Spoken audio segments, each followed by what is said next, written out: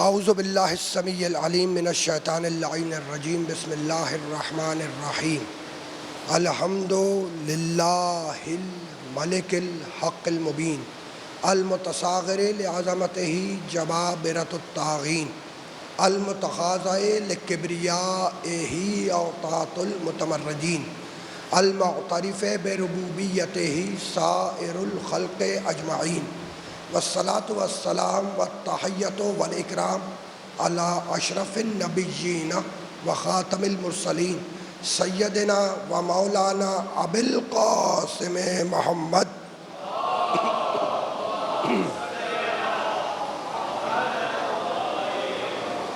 وأہل بیتہ الطیبین الطاہرین المعصومین المظلومین اما بعد فقد قال اللہ سبحانہ وتعالی فی محکم کتابہ المبین بسم اللہ الرحمن الرحیم شرع لکم من الدین ما وصی بہ نوحا والذی اوحینا الیک وما وصینا بہ ابراہیم وموسیٰ وعیسیٰ ان اقیموا الدین ولا تتفرقوا فیہ صلوات۔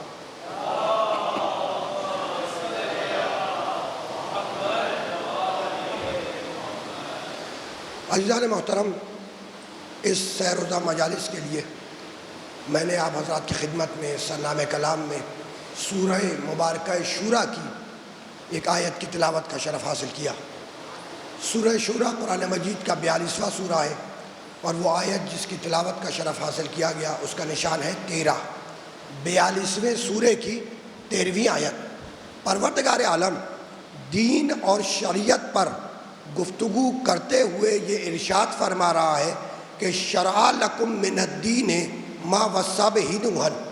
اللہ کہہ رہا ہے ہم نے دین میں کچھ شریعتیں معین کی، ما وصی بہ نوحا، جس کی وصیت نوح سے کی، والذی اوحینا الیک، اور میرے محمد وہ شریعت جو وصیت کے ذریعے نوح کو دی، وہی شریعت وحی کے ذریعے تجھے دی۔ وما وصینا بہ ابراہیم و موسیٰ و عیسیٰ، اور وہی شریعت ہم نے ابراہیم کو دی، موسیٰ کو دی اور عیسیٰ کو دی، اور یہ کہہ کے دی کہ ان اقیموا الدین ولا تتفرقوا فیہ، بھائی دین کو قائم رکھو، تفرقہ نہ کرو۔ آیت کا ترجمہ میں نے آپ کی خدمت میں پیش کیا، ایک دفعہ اور سماعت فرمائے۔ کیا کہہ رہا ہے پروردگار؟ شرع لکم من الدین ما وصی بہ نوحا، ہم نے دین میں کچھ شریعتیں معین کی جس کی وصیت نوح کو کی، اور وہی شریعت وصیت کے ذریعے ہم نے ابراہیم کو دی، موسیٰ کو دی، عیسیٰ کو دی۔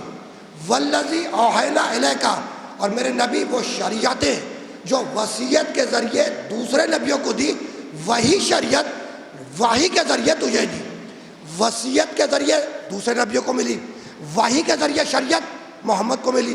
وصیت کے معنی بات کو کھول کر بیان کر دینا، اور وحی کے معنی ایسا اشارہ جسے کیا جائے بات اس تک پہنچ جائے، ٹھیک ہے نا۔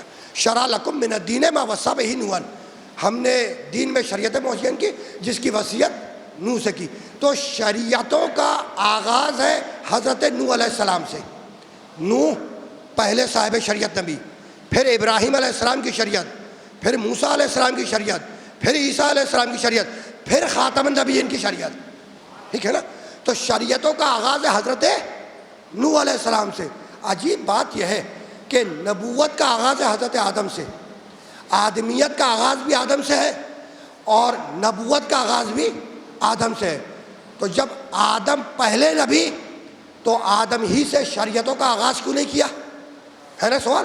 بھائی پہلے نبی آدم ہے، پھر نوح ہے، تو جب آدم سے نبوت کا آغاز ہو رہا ہے تو پروردگار آدم ہی سے شریعتوں کا آغاز کر دیتا۔ بات کیا ہے کہ نوح سے شریعتوں کا آغاز ہو رہا ہے۔ تو اس بات کو یاد رکھیے گا کہ ایک انسان کی ایک عمر ہوتی ہے سن بلوغت سے پہلے کی، اور ایک عمر ہوتی ہے سن بلوغت کے بعد کی۔ سن بلوغت سے پہلے کی عمر جو ہے بچے کی عمر، اس عمر میں نہ بچے پر روزہ واجب، نہ نماز واجب، نہ حج واجب، نہ زکوٰۃ واجب، نہ خمس واجب، نہ جہاد واجب، کوئی بھی احکامات واجب نہیں۔ ادھر وہ سن بلوغت کو پہنچا 14 برس کا ہوا، نماز بھی واجب ہو گئی، روزہ بھی واجب ہو گیا، حج بھی واجب ہو گیا، زکوٰۃ بھی واجب ہو گئی، سارے احکامات واجب ہوتے چلے گئے، ٹھیک۔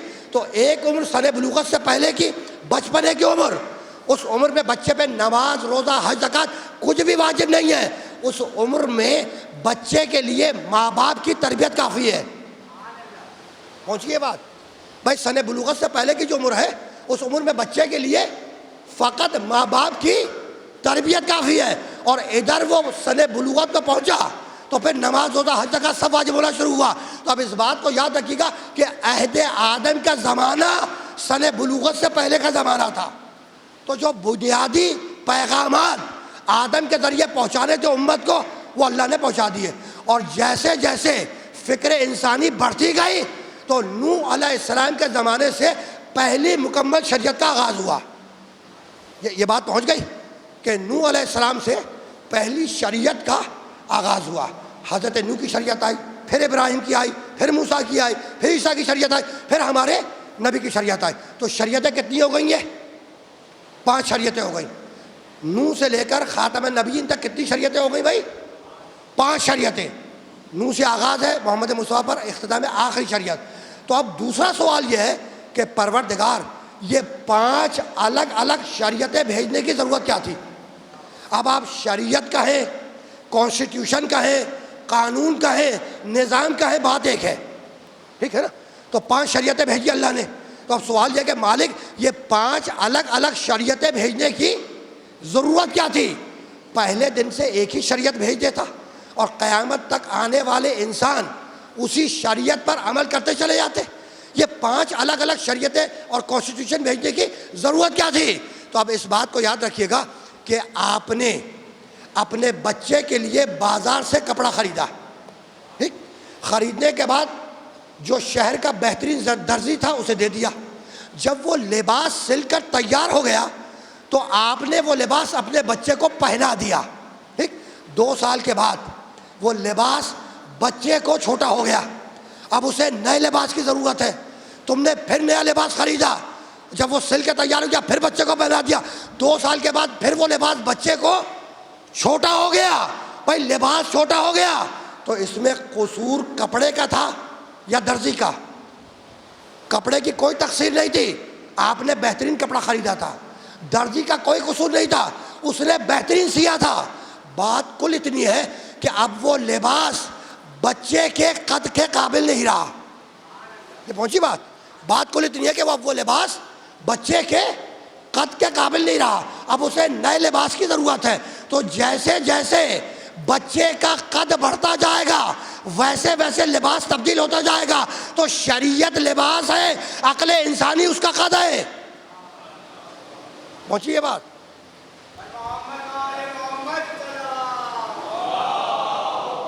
کمال سمجھنا ہے، پہنچ رہی ہے بات؟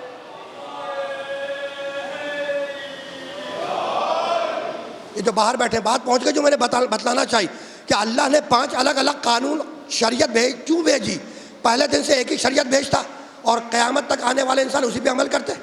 تو بات یہ کہ تم نے لباس سلوایا، بچے کو پہنا دیا، ٹھیک ہے؟ 2 سال کے بعد لباس چھوٹا ہو گیا، تو اس میں قصور کپڑے کا تھا یا درزی کا؟ کپڑے کا کوئی قصور نہیں تھا، بہترین کپڑا تھا۔ درزی کی کوئی تقصیر نہیں تھی، اس نے بہترین سیا تھا۔ بات کل اتنی ہے کہ وہ لباس بچے کے قد کے قابل نہیں رہا، ٹھیک ہے نا؟ تو اب جیسے جیسے بچے کا قد بڑھتا جائے گا لباس تبدیل ہوتا جائے گا۔ تو شریعت، بہت توجہ رکھنا، شریعت لباس ہے اور عقل انسانی اس کا قد ہے۔ یعنی جیسے جیسے عقل انسانی کا قد بڑھتا گیا شریعتیں بدلتی گئی۔ پہنچی یہ بات؟ جیسے جیسے فکر انسانی، عقل انسانی بڑھتی گئی ویسے ویسے شریعتیں بدلتی گئی۔ اچھا، تو قد بڑھ رہا تھا، لباس تبدیل ہو رہے تھے، ٹھیک ہے نا؟ اب ایک منزل آتی ہے کہ جب بچے کا قد بڑھنا رک جاتا ہے، ایسا ہے یا نہیں بھائی؟ ابھی تو قد بڑھ رہا تھا نا، پھر ایک منزل آتی ہے کہ جب بچے کا قد بڑھنا رک جاتا ہے، انسان کا قد بڑھنا رک جاتا ہے۔ اب جو لباس سلے وہ قیامت تک اس کے کام آئے، ایسا ہے یا نہیں؟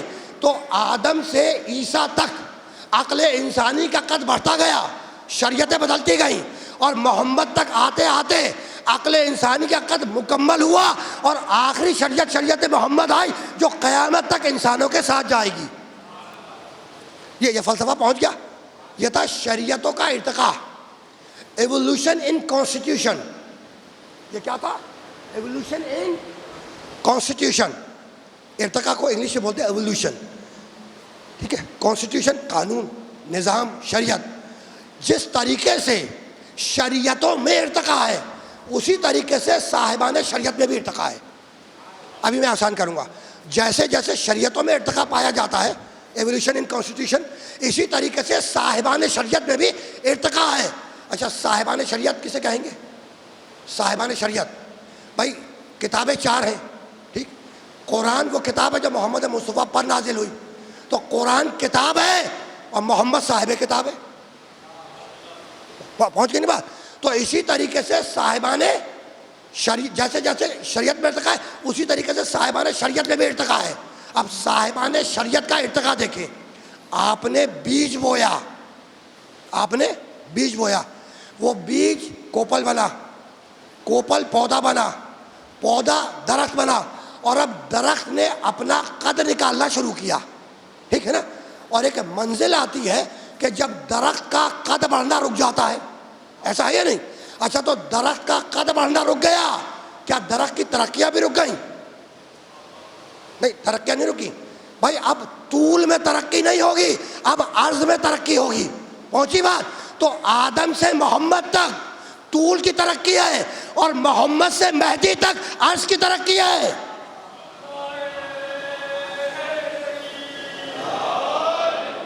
پہنچ رہی ہے بھیا، آپ تک بہت پہنچ رہی ہے.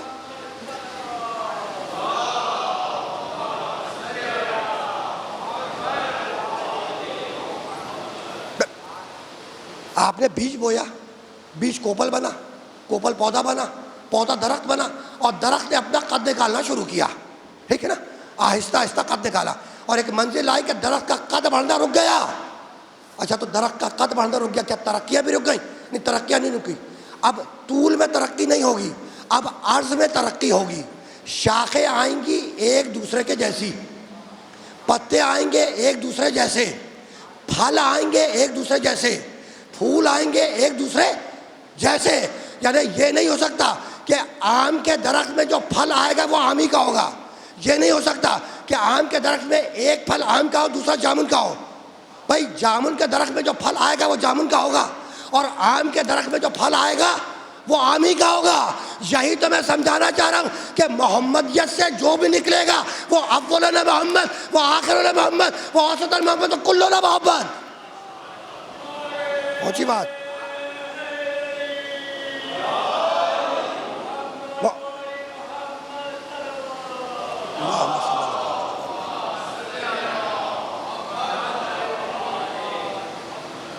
محمدیت سے جو بھی نکلے گا وہ اولنا محمد، وہ اوسطنا محمد، وہ آخرنا محمد، وہ کلنا محمد. وہ تھا شریعتوں کا ارتقاء، یہ تھا صاحبان شریعت کا ارتقاء. ٹھیک. اسی طریقے سے عقیدے کے اندر بھی ارتقاء ہے، عقائد کے اندر بھی ارتقاء ہے، ایوولوشن ہے.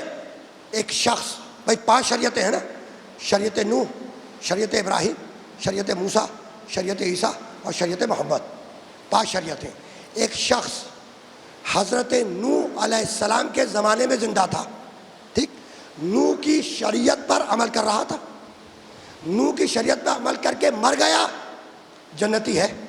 ٹھیک. لیکن اگر زندہ رہ گیا اور حضرت ابراہیم کی شریعت آ گئی تو اب نوح کی شریعت پر عمل کرنے سے جنت نہیں ملے گی، اب ابراہیم کی شریعت پر عمل کر کے مرو گے تو جنتی ہو. ٹھیک ہے نا. ابراہیم کی شریعت پہ عمل کر کے مرو گے تو جنتی ہو. اچھا بھائی، تم ابراہیم کی شریعت پہ عمل کر رہے تھے، ابراہیم کی شریعت پہ عمل کر کے مر گئے، جنتی. اگر زندہ رہ گئے اور حضرت موسیٰ علیہ السلام کی شریعت آ گئی تو اب ابراہیم کی شریعت پہ عمل کرنے سے جنت نہیں ملے گی، نوح کی شریعت پر عمل کرنے سے جنت نہیں ملے گی.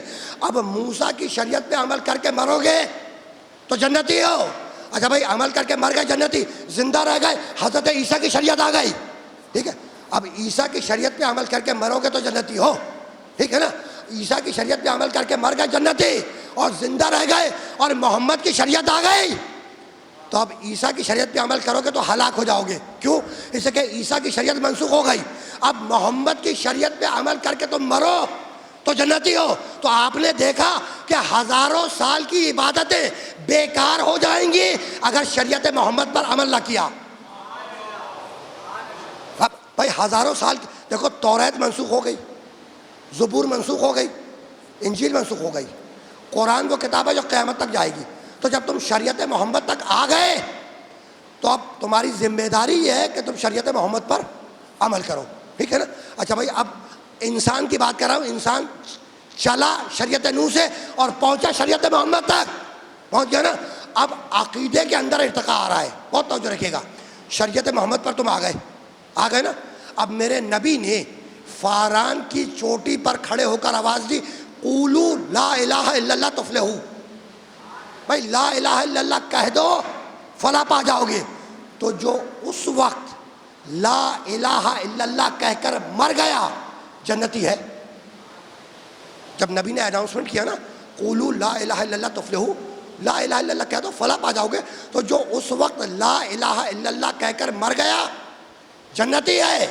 لیکن اگر زندہ رہ گیا اور حکم آیا اقیموا الصلاۃ، نماز قائم کرو، تو اب فقط لا الہ الا اللہ کہنے پہ جنت نہیں ملے گی. اب لا الہ الا اللہ بھی کہو اور نماز بھی پڑھو. ٹھیک ہے نا؟ تو لا الہ الا اللہ کہہ کر اور نماز پڑھ کے مر گئے جنتی ہو. لیکن اگر زندہ رہ گئے اور حکم آیا کتب علیکم الصیام، ہم نے روزوں کو تم پر واجب کیا، تو اب فقط توحید کو ماننے سے جنت نہیں ملے گی، فقط نمازیں پڑھنے سے جنت نہیں ملے گی. اب واجب روزے رکھ کر مرو گے تو جنتی ہو. یعنی آپ نے دیکھا کہ جیسے جیسے احکامات بڑھتے جا رہے ہیں ویسے ویسے جنت مہنگی ہوتی جا رہی ہے نا. بھائی روزے رکھ کے مر گئے جنتی ہو. ٹھیک ہے، زندہ رہ گئے حکم آیا کہ ہجرت کر جاؤ، تو اب فقط لا الہ الا اللہ کہنے پہ جنت نہیں ملے گی، نمازیں پڑھنے سے جنت نہیں ملے گی، فقط واجب روزے رکھنے سے جنت نہیں ملے گی. اب ہجرت کر کے مرو گے تو جنتی ہو. ٹھیک ہے نا؟ اچھا بھائی، ہجرت کر کے مر گئے جنتی، اور زندہ رہ گئے اور حکم آیا للہ علی الناس حج البیت من استطاع الیہ سبیلا، اگر مستطیع ہے تو ہم نے حج کو تم پر واجب کیا، تو اب حج کر کے مرو گے تو جنتی ہو. حج کر مرو گے تو جنتی ہو. یعنی کل بہت توجہ رکھیے گا، کل لا الہ الا اللہ پہ جنت مل رہی تھی. کتنی سستی تھی جنت. بھائی جنت کتنی سستی تھی کہ کل لا الہ الا اللہ پر جنت مل رہی تھی. اب نمازیں بھی پڑھو، روزے بھی رکھو، واجب حج بھی کرو، ہجرت بھی کرو. ٹھیک ہے نا؟ تو جیسے جیسے زندگی بڑھتی جا رہی ہے ویسے ویسے جنت مہنگی ہوتی جا رہی ہے، اور جیسے جیسے احکامات بڑھتے جا رہے ہیں ویسے ویسے جنت مہنگی ہوتی جا رہی ہے. اچھا بھائی، ہجرت کر کے مر گئے جنتی ہو، زندہ رہ گئے حکم آیا حج کرو، حج کر کے مر گئے جنتی ہو، زندہ رہ گئے حکم آیا جہاد میں جاؤ. ٹھیک ہے نا؟ تو فقط توحید کو ماننے سے جنت نہیں ملے گی، نمازیں پڑھنے سے جنت نہیں ملے گی، روزہ رکھنے سے جنت نہیں ملے گی، ہجرت کرنے سے جنت نہیں ملے گی، واجب حج کرنے سے جنت نہیں ملے گی. اب جہاد میں جاؤ گے تو جنتی ہو. اچھا، جہاد کر کے مر گئے جنتی ہو، اور اتفاق سے زندہ رہ گئے اور آخری حکم آیا کہ علی کو مولا بھی مانو.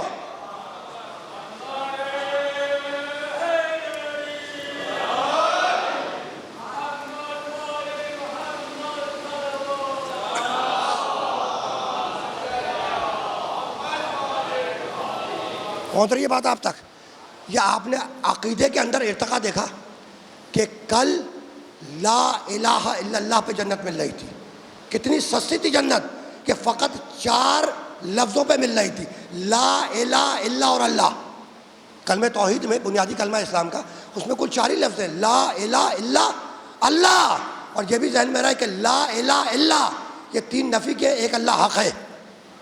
تو اتنی سستی جنت کہ لا الہ الا اللہ پہ مل رہی تھی. اب نمازیں بھی پڑھو، روزہ بھی رکھو، حج بھی کرو، زکوٰۃ بھی دو، ہجرت بھی کرو، جہاد میں جاؤ. ٹھیک ہے نا؟ تو بھائی جہاد کر کے مر گئے جنتی ہو. اب اتفاق سے زندہ رہ گئے اور آخری حکم آیا کہ علی کو مولا بھی مانو. تو اگر علی سے اتنی دشمنی تھی تو غدیر سے پہلے مر جاتے، جنت بھی مل جاتی، علی سے جان بھی چھوٹ جاتی.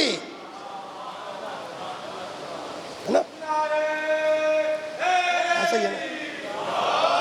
خیریت سے؟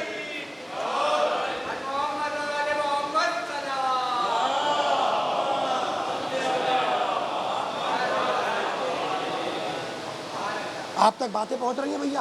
مشکل باتیں تو نہیں ہے؟ بس آپ ہی کی طرف مڑ گیا میں. ٹھیک ہے، بس اب رکنا نہیں ہے. اب آخری حکم آیا کہ علی کو مولا بھی مانو. ٹھیک ہے نا؟ تو اب مولا مان کر، علی کو مولا مان کے مرو گے تو جنتی ہو. بھائی یہی تو ہے نا.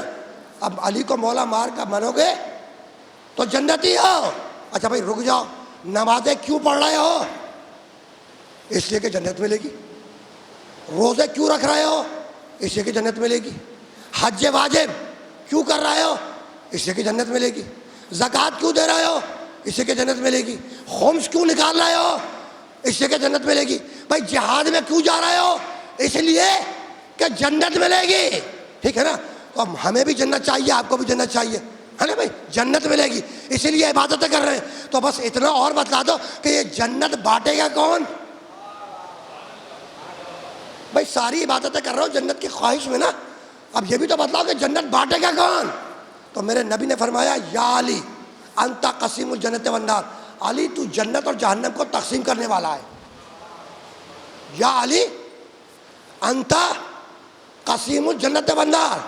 علی تو جنت اور جہنم کو تقسیم کرنے والا ہے. علی جنت اور جہنم کو بانٹنے والا ہے. تو جب ہم نے یہ سچے رسول کی روایت بیان کی، اچھا متفق بین الفرقین روایت ہے، سب نے لکھا ہے اس روایت کو کہ نبی نے فرمایا یا علی تو جنت اور جہنم کو بانٹنے والا ہے.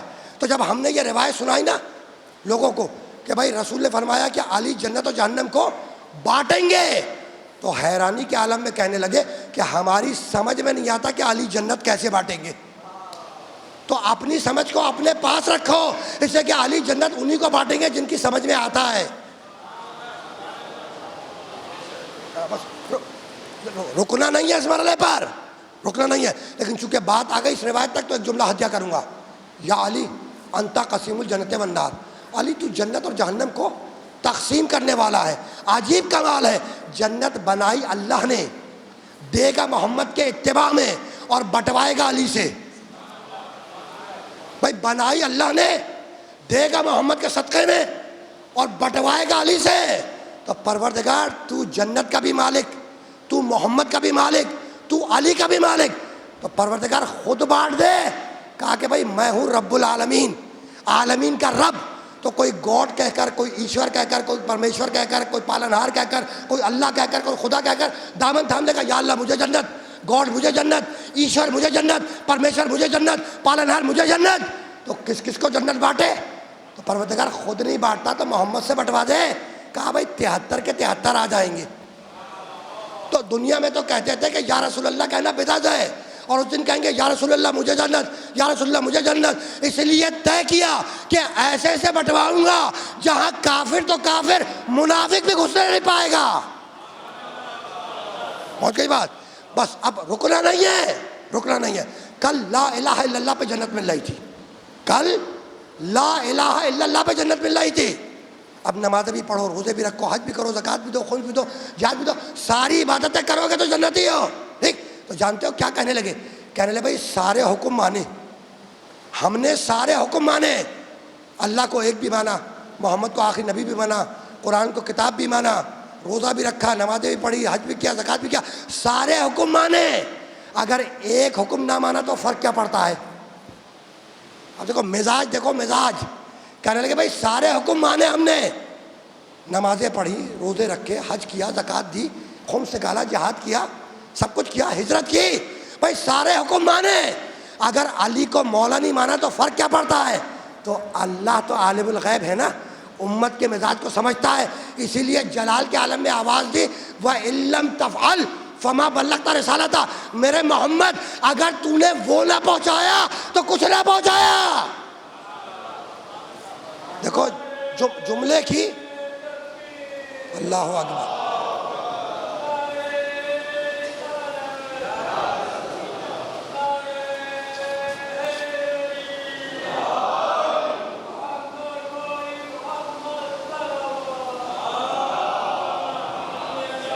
پہنچ گئی بات؟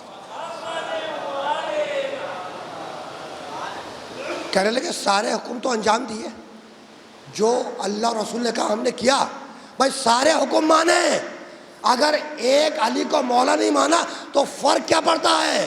اسی لیے اللہ تو عالم الغیب ہے، اللہ نے پکار کے کہا، محمد سے کہا وَإِن لَّمْ تَفْعَلْ فَمَا بَلَّغْتَ رِسَالَتَهُ، میرے محمد اگر تو نے وہ نہ پہنچایا تو گویا کچھ نہ پہنچایا، تو نبی سے کہا کہ وہ نہ پہنچایا تو کچھ نہ پہنچایا، اور امت سے کہا کہ اگر وہ نہ مانا تو کچھ نہ مانا۔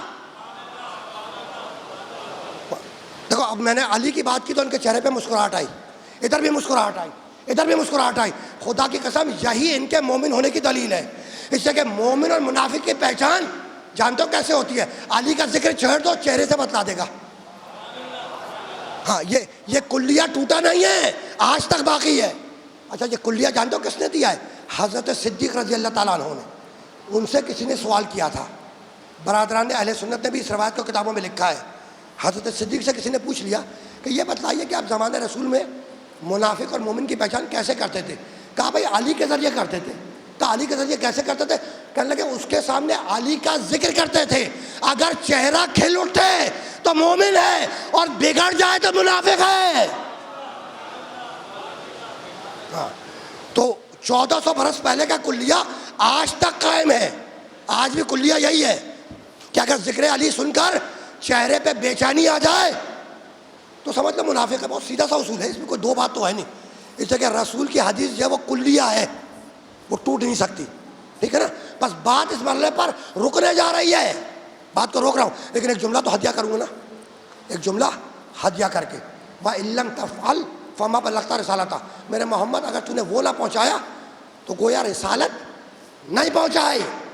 اور اس کے بعد علی کی ولایت کا اعلان ہوا، ٹھیک ہے نا؟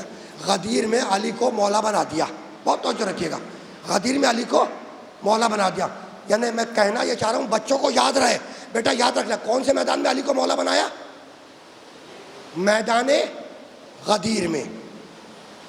رسول اللہ نے مولا علی کو مولا کون سے میدان میں بنایا؟ مقام کیا تھا؟ غدیر کا میدان تھا۔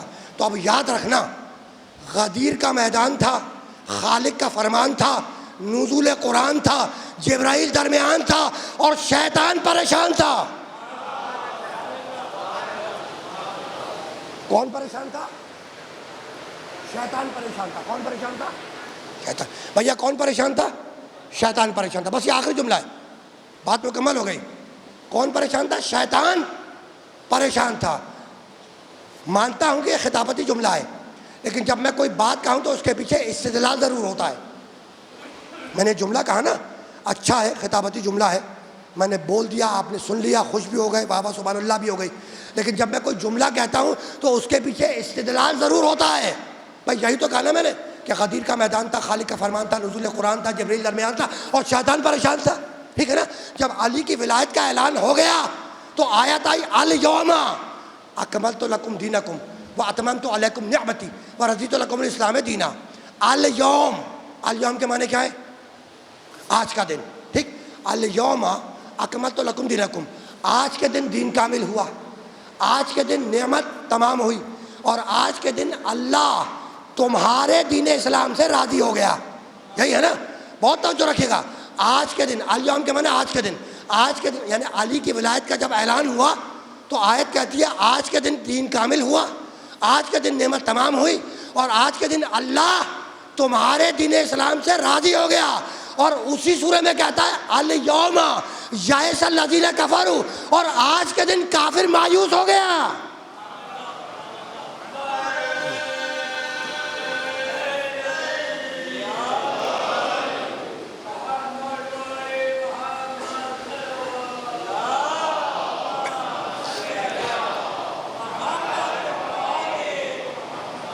الیوم یئس الذین کفروا، اور آج کے دن کافر مایوس ہو گیا، یعنی کمال ہو گیا۔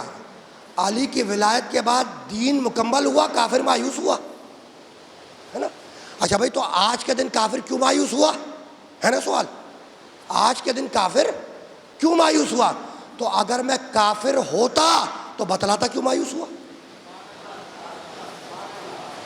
بہت آسان سی بات ہے، بہت آسان بات ہے، کوئی مطلب جنہوں نے منطق فلسفہ پڑھا ہوگا نا، لاجک پڑھی ہوگی، وہ ان باتوں سے محظوظ ہو رہے ہوں گے یقیناً، ٹھیک ہے نا بھائی. آج کے دن کافر مایوس ہو گیا.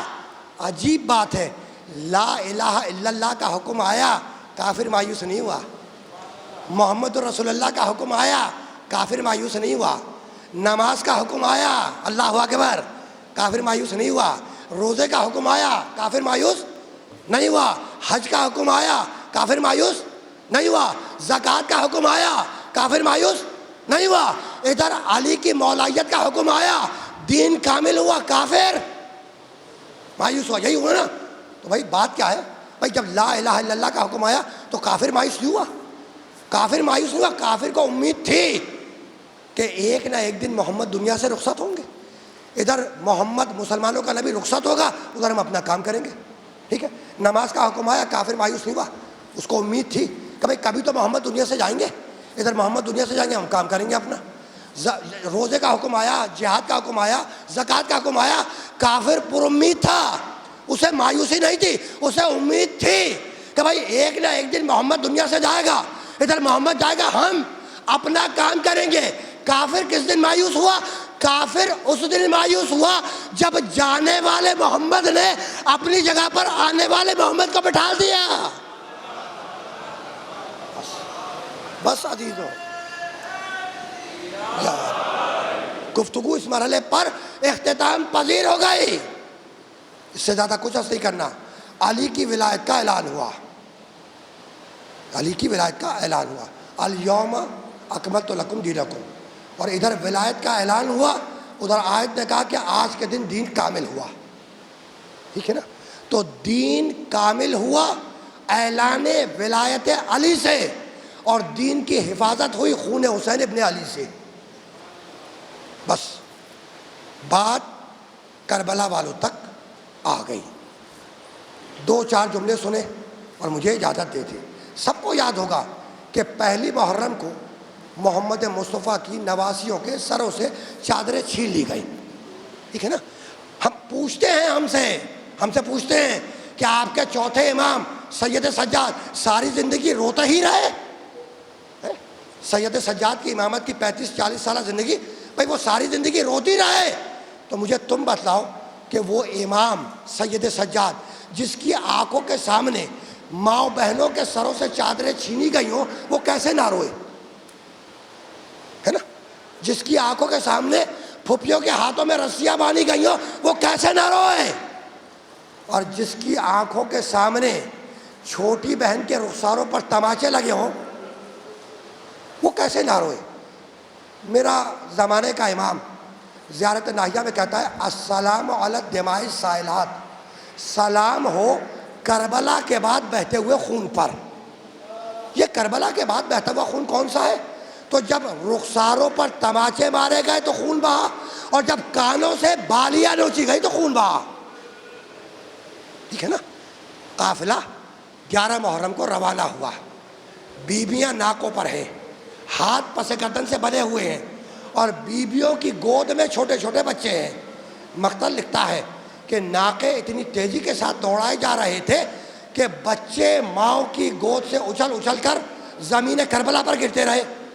مائیں چیختی رہیں لیکن قافلہ نہیں رکا، بس ایک مرتبہ رکا، ایک مرتبہ رکا. مقتل کی کتاب لکھتی ہے کہ قافلہ ایک مرتبہ رکا جب حسین کی بیٹی سکینہ، وہ بچی جو اپنے باپ کے سینے پہ سونے کی عادی تھی نا، جب سکینہ پشت ناقہ سے زمین پر آئی تو شہزادی زینب نے بے اختیار اپنے آپ کو ناقے کی بلندی سے زمین پہ گرا دیا، اور پکار کے کہنے لگی کہ قافلہ اس وقت تک آگے نہیں بڑھے گا جب تک میری بیٹی سکینہ نہیں مل جائے. ٹھیک ہے نا. یہ مقتل کے الفاظ ہیں، اور میں مقتل سے باہر روایت نہیں پڑھتا، جو کتابوں میں لکھی ہے وہی پڑھتا ہوں، ٹھیک ہے نا. شہزادی زینب نے کیا کہا کہ قافلہ اس وقت تک آگے نہیں بڑھے گا جب تک میری بیٹی سکینہ نہیں مل جاتی ہے. ناکے کی پشت سے اپنے آپ کو گرایا، ناکے کی بلندی سے علی کی بیٹی زینب نے اپنے آپ کو گرایا. ابھی کہہ کے گزرا ہوں کہ مقتل لکھتا ہے کہ بیویوں کے ہاتھ پسے گردن سے بنے ہوئے تھے. جب کوئی بلندی سے گرتا ہے تو ہاتھوں سے سہارا دیتا ہے. زینب کے ہاتھ پسے گردن سے بنے تھے. شہزادی شہزادی سر کے بل نیچے آئیں، سر کے بل تشریف لائیں، یعنی ویسے نیچے آئیں جیسے بازو قلم ہونے کے بعد میرا مولا عباس آیا تھا۔ بس 2 جملے آپ نے گریا کیا، مجلس تمام ہو گئی، لیکن 2 جملے کی اجازت دیجیے مجھے، ٹھیک ہے نا؟ بچی ملی، قافلہ پھر آگے بڑھا، قافلہ پھر آگے بڑھا، کوفے کی گلیوں میں داخل ہوا، کوفے کی گلیوں سے آگے بڑھا، کوفے کی گلیوں سے اور آگے بڑھا، قافلے کو ایک مقام پہ روک دیا گیا، قافلے کو ایک مقام پر روکا گیا، بیویوں کو درخت کی چھاؤں میں بیٹھنے کی اجازت دی گئی۔ محمد مصطفیٰ کی نواسیاں جن کے سروں پہ چادریں نہیں ہیں وہ درخت کی چھاؤں میں بیٹھی ہوئی ہیں، ٹھیک؟ سر حسین کو درخت کے اوپر آویزہ کر دیا گیا، حسین کے ساتھ درخت پر لٹک رہا ہے، اور نیچے بیبیاں تشریف فرما ہے، اور بالکل حسین کے سر کے نیچے وہ بچی بیٹھی ہوئی ہے جو بابا کے سینے پر سونے کی عادی تھی، ٹھیک ہے نا؟ اتنے میں راوی کہتا ہے اتنے میں شہر ہنس کا دروازہ کھلا، اور کثیر تعداد میں مجمع داخل ہوا، اور وہ آنے والے آئے، اور آنے کے بعد اس درخت کے نیچے کھڑے ہو گئے جس درخت کے اوپر میرے مولا حسین کا سر رکھا ہوا تھا، ٹھیک ہے؟ اب آئے، اور آنے کے بعد لوگوں نے سر حسین کو دیکھنا شروع کیا، جو بھی سر حسین کو دیکھتا، دیکھنے کے بعد اس بچی سے پوچھتا کہ یہ کس کا سر ہے، تو سکینہ اپنے سر کو بلند کرتی اور رو کے کہتی کہ میرے بابا حسین کا سر ہے۔ تو لوگ پوچھتے جا رہے ہیں بچی سے کہ یہ سر کس کا ہے، اور بچی پکار پکار کے کہہ رہی ہے کہ یہ میرے بابا حسین ابن علی کا سر ہے۔ راوی کہتا ہے کہ اس بھیڑ سے، مجمع سے ایک بوڑھا نکل کر سامنے آیا جس کے پیٹھ پر کبر تھا، اور اس کے پیٹھ کے اوپر اس کا لڑکا بیٹھا ہوا تھا، ٹھیک ہے؟ وہ قریب آیا، اور آنے کے بعد لڑکے نے سر حسین کو دیکھا کہ درخت کے اوپر آویزہ ہے، پکار کے باپ سے پوچھا کہ یہ کس کا سر ہے؟ کہا کہ اس نے امیر کے خلاف خروج کیا، اس کے سر کو قلم کیا گیا، اور یہ جو خواتین بیٹھی ہیں یہ اس کے گھرانے کی قیدی ہیں۔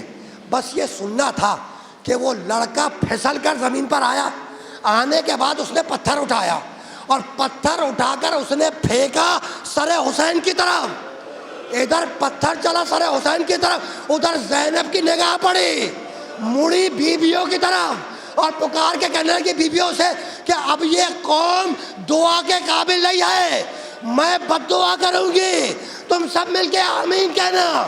زینب نے ہاتھوں کو بلند کیا، ابھی بد دعا نہیں کی تھی کہ ایک مرتبہ شہزادی کے کانوں میں زنجیروں کے لنگر کی آواز آئی، اب جو دیکھا تو دیکھا سجاد پہلو میں کھڑے ہیں، اور پکار پکار کے یہ کہہ رہے ہیں کہ پھوپھی اماں بد دعا سے پہلے ذرا بابا کے سر کو تو دیکھ لیں۔ اب جو زینب نے نگاہ کی تو دیکھا پیشانی سے خون جاری ہے، اور حسین پکار پکار کے یہ کہہ رہے ہیں کہ بہن زینب یہ میرے نانا کی امت ہے، اس کے لیے بد دعا نہ کر رہا۔ وَسَيَعْلَمُ الَّذِينَ ظَلَمُوا أَيَّ مُنْقَلَبٍ يَنْقَلِبُونَ رَبَّنَا تَقَبَّلْ مِنَّا إِنَّكَ أَنْتَ السَّمِيعُ الْعَلِيمُ۔ پروردگارہ اس عبادت کو قبول فرما، پروردگارہ ہمیں جو علی انہیں شفاء کاملہ عطا فرما، جو بے اولاد ہیں انہیں صالح اولاد عطا فرما، ہمیں محمد و آل محمد کے بتائے ہوئے اصولوں پر زندگی گزارنے کی توفیق عطا فرما۔ میں مرحومین کے نام لے دیتا ہوں، آپ حضرات سورہ فاتحہ پڑھ دیجئے۔ مرحوم شاہد نانجیانی ابن سلطان نانجیانی، نانجیانی خاندان کے تمام مرحومین، حجیول والا خاندان کے تمام مرحومین، جیول والا خاندان کے تمام مرحومین، مرحوم غلام محمد اور ان کے خاندان کے تمام مرحومین، مرحوم زبیدہ بھائی، علی بھائی خاندان کے تمام مرحومین، حاجی خاندان کے تمام مرحومین، مرحوم یوسف احمد خاندان کے تمام مرحومین، راجپار خاندان کے تمام مرحومین، داتا دینا خاندان کے تمام مرحومین، بندہ خدا کے تمام مرحومین، علی بھائی رتنسی خاندان کے تمام مرحومین، مرحوم محمود شوکت علی حاجی اور ان کے خاندان کے تمام مرحومین، سومجی خاندان کے تمام مرحومین، فرشتہ خاندان کے تمام مرحومین، روحیل خاندان کے تمام مرحومین، بندہ خدا کے تمام مرحومین، مرحوم انور علی شیوجی اور مرحوم قاسم علی شیوجی اور ان کے خاندان کے تمام مرحومین، کل مرحوم مومن اور مومنات، تمام مرحوم مراجع کرام، علماء کرام، خطبہ کرام جو دنیا سے گزر گئے اور شہدائے ملت جعفریہ سب کے لیے ایک سورہ فاتحہ پڑھ دیجیے۔ الرحمن الرحیم مالک یوم الدین ایاک نعبد و ایاک نستعین اہدنا الصراط المستقیم صراط الذین انعمت علیہم غیر المغضوب علیہم ولا الضالین۔ بسم اللہ الرحمن الرحیم قل هو اللہ احد اللہ الصمد لم یلد ولم یولد ولم یکن له کفوا احد۔ بسم اللہ الرحمن الرحیم قل هو اللہ احد اللہ الصمد لم یلد ولم یولد ولم یکن له کفوا احد۔ بسم اللہ الرحمن الرحیم قل هو اللہ احد اللہ الصمد لم یلد ولم یولد ولم یکن له کفوا احد۔ اللہم صل علی محمد وعلی محمد۔